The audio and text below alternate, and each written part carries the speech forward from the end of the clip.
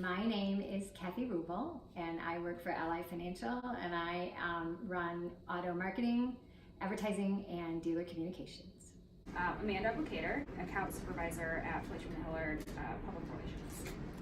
Playground Detroit is a creative agency and art gallery, so we work with emerging artists and we help them find job opportunities and we sell their artwork.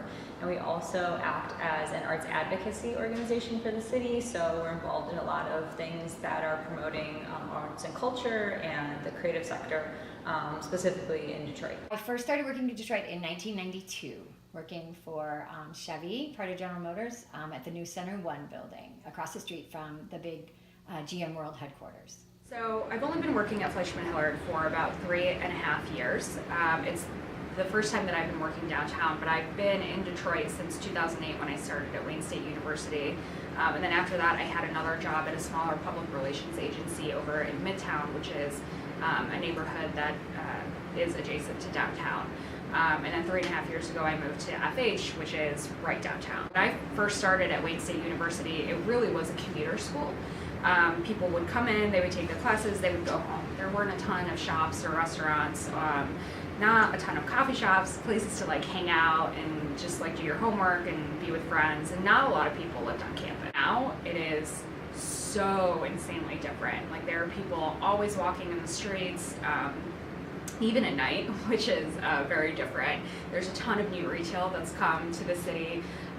There's always new bars and restaurants opening, and there's just a really like vibrant city life. In 2012, I was living in New York, and I'm from Detroit, and it was around the time of the bankruptcy. And every time I meet somebody, they would ask me where I'm from, and then I would say I'm from Detroit, and of course people would be like, "Oh, I'm sorry," or "Ugh." Like the craziest thing anyone ever said to me was, "Oh, do you have a gun? Are you gonna shoot me?" Because we used to be known as the murder capital. Okay. What was it like during the recession? It was terrible because it was dismal. There was nobody in the city. Businesses were failing. It was like a ghost town. Even the RenCen, because of the General Motors bankruptcy, they cut power. The escalators weren't always working. It was just a very gloomy, dark time for everyone that worked at that time. Do you have any advice for young people you want to help the city?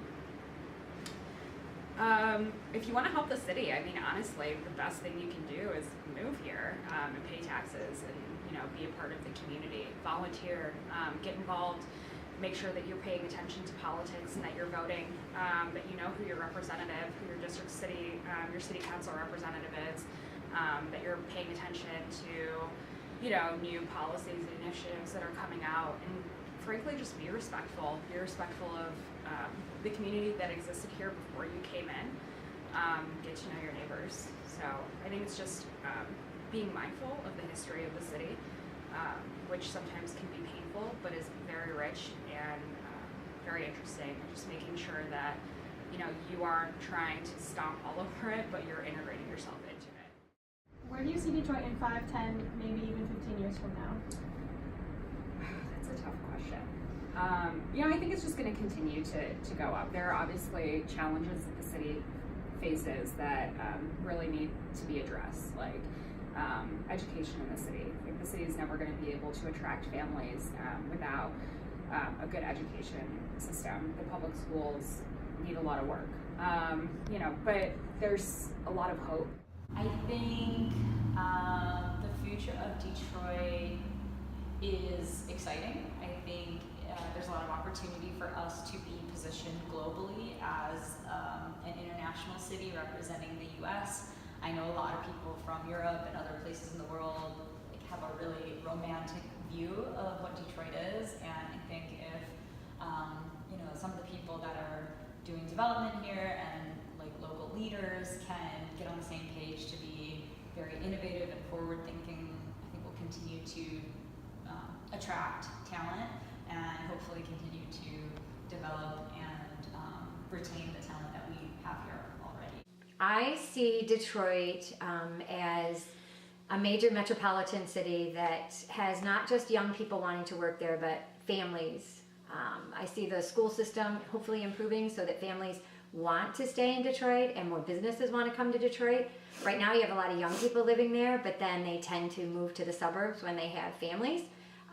And part of that is because of the school system. In the past 5 years since I've been really back, the changes have been visible, and it's really interesting because I don't think there's a lot of other cities that experience so many changes so rapidly. A lot of young people that were about my age that moved away, around 2007 to 2012 are finding reasons to come back and move here again, and I think that's pretty cool too. We see market rates continue to increase in terms of property value and retail. And it's crazy, like when I was first starting college, like I could have rented an apartment in Midtown for like $400 a month, like a 2-bedroom. When I left my New Center apartment, it was a 2-bedroom, I was paying $1,600 a month.